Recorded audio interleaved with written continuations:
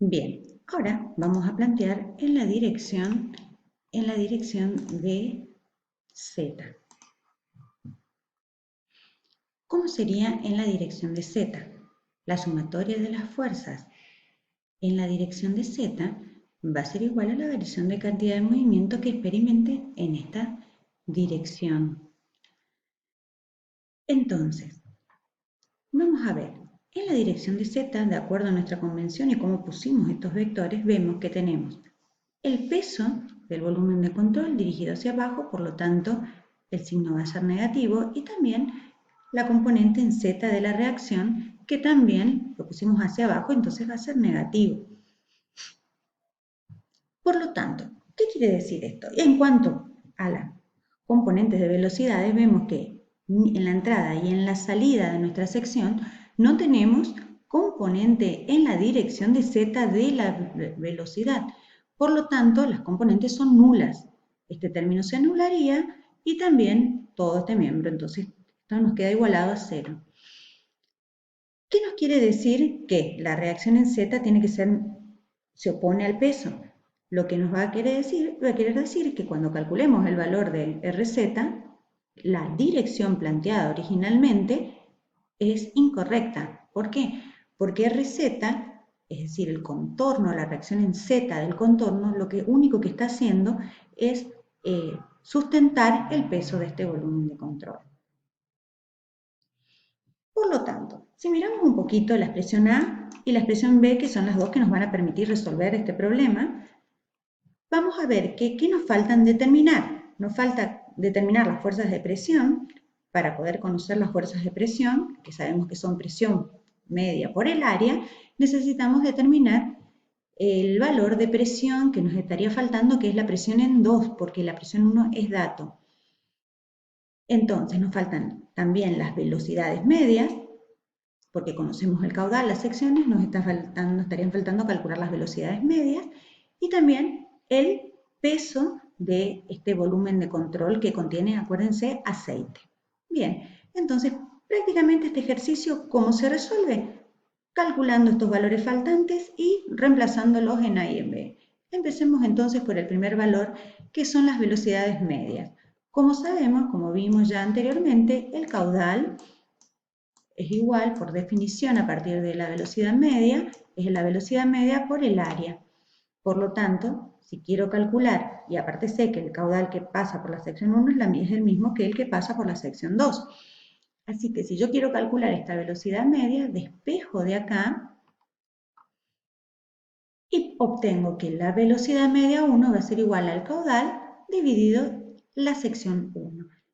Y la velocidad media 2 va a ser el caudal dividido el área 2. Entonces, ¿qué es lo que hago? Reemplazo los valores que son conocidos, el caudal y las secciones, y obtengo los dos valores de velocidad. Como ya sé que voy a tener que necesitar la energía cinética para calcular las presiones, entonces ya me adelanté y calculé también la energía cinética en 1 y la energía cinética en 2. ¿Está? Entonces ya me queda todo completito aquí, todo lo que he referido a las velocidades medias. Bien, ya tenemos entonces las velocidades medias, las energías cinéticas. Vamos a calcular el peso. El peso es igual a ¿qué?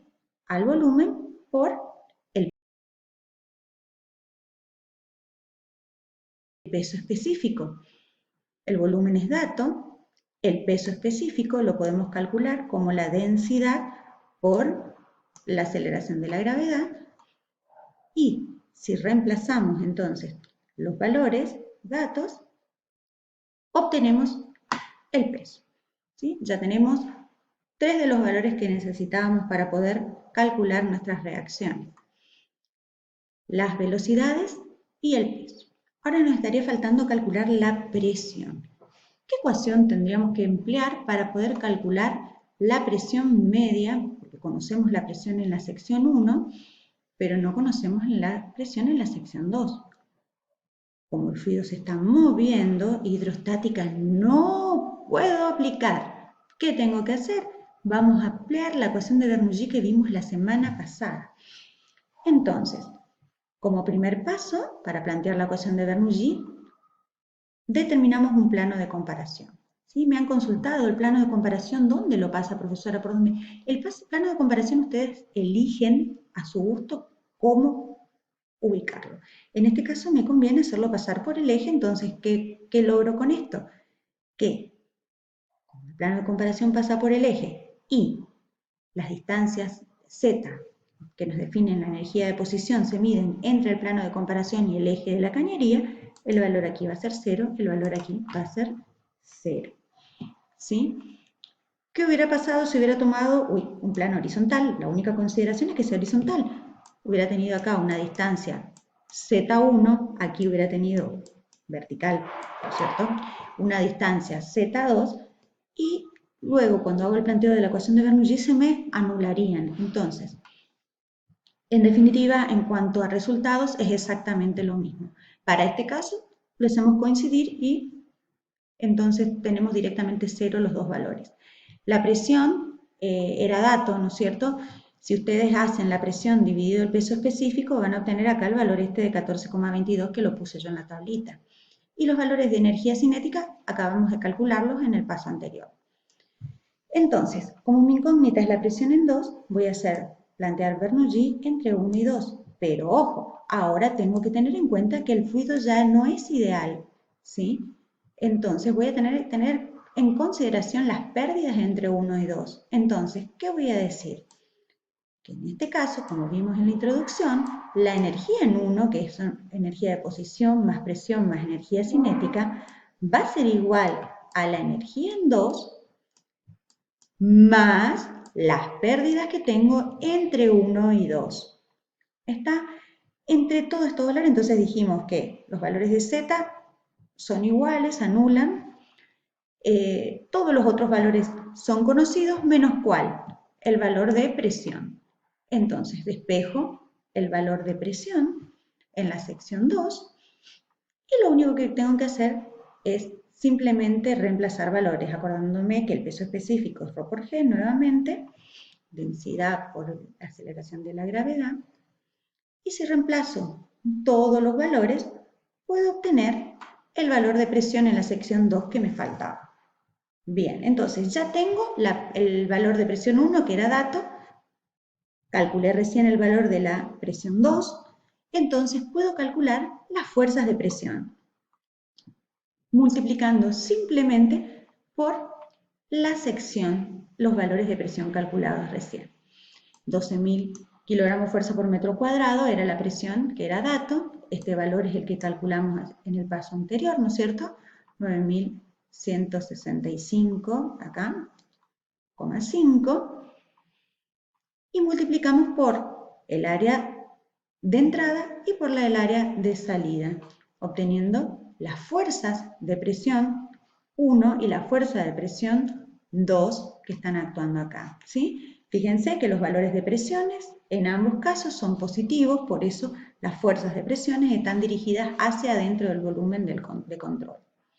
Y ahora simplemente, ¿qué me queda? Reemplazar los valores en las expresiones A y B que habíamos visto. En A, para determinar la componente en X, si reemplazo todos los valores que calculamos, fuerza de presión 1, fuerza de presión 2, la densidad que es dato, el caudal y las velocidades, puedo calcular entonces el valor de la componente en X de la reacción. Y reemplazando en B, en la expresión B, puedo determinar la magnitud de la componente en Z de la reacción. Este valor coincide con el peso, solamente que en cuanto a magnitud, en cuanto a dirección, y se opone en sentido. ¿Qué quiere decir esto?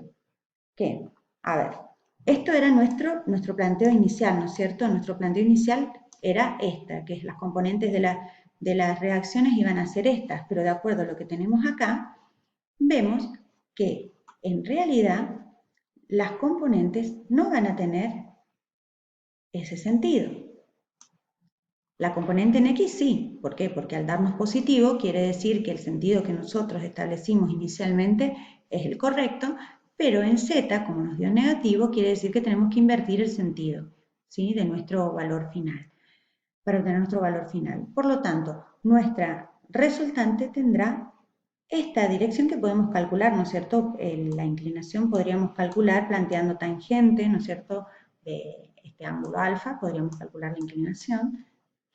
¿Y qué más nos quedaría? Definir la acción. La acción se opone a esta resultante R, por lo tanto, va a tener la misma magnitud, la misma dirección, pero va a tener sentido opuesto, que esta es nuestra verdadera incógnita.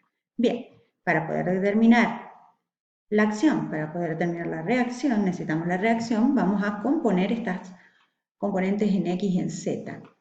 Entonces, la reacción total resultará de componer estas componentes, X y Z, y obtenemos el valor de la reacción que ejerce el cuerpo sólido sobre nuestro fluido, y la acción del fluido sobre la pared sólida se opondrá y será igual a el mismo valor, pero de sentido opuesto. Bien, lo único que nos queda hacer es verificar. Aquí está terminado el ejercicio. Un extra es la verificación del régimen de escurrimiento. ¿Se acuerdan que habíamos considerado que el coeficiente de Boussinesq valía 1? ¿Por qué? Porque suponíamos el régimen turbulento. Entonces vamos a verificar.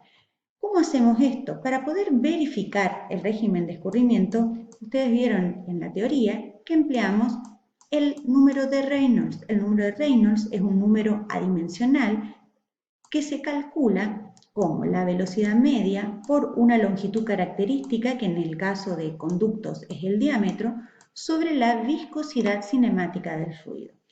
Entonces, ¿qué hice? Evaluamos acá, ¿no es cierto?, el Reynolds en la sección de entrada y en la sección de salida. Entonces, en la sección de entrada con el diámetro 1, en la sección de salida con el diámetro 2, con sus respectivas velocidades, y dividimos por una viscosidad cinemática correspondiente a un aceite, ¿sí?, que en este caso no era dato, pero era como para complementar este ejercicio y ustedes vean los valores que obtenemos.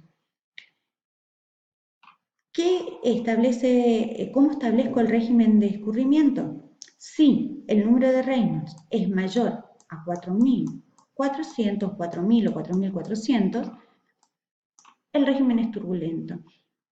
En este caso, fíjense que supera ampliamente este parámetro, por lo tanto, quiere decir que hicimos bien en adoptar los coeficientes de Boussinesq aproximadamente igual a 1. ¿Por qué? Porque nuestro régimen es turbulento. Después vamos a seguir avanzando un poco más en lo que es la definición del número de Reynolds, su importancia, sobre todo en el cálculo de las pérdidas, la magnitud de las pérdidas continuas y localizadas. ¿Tá? Bueno, y por ahora terminamos con este práctico y seguimos con 2 prácticos más de cantidad de movimiento. Ante cualquier duda que surja, nos van consultando y en la medida que podemos, nosotros vamos subiendo todas las respuestas a las consultas por ahí más repetitivas en el sacaduras. Hasta.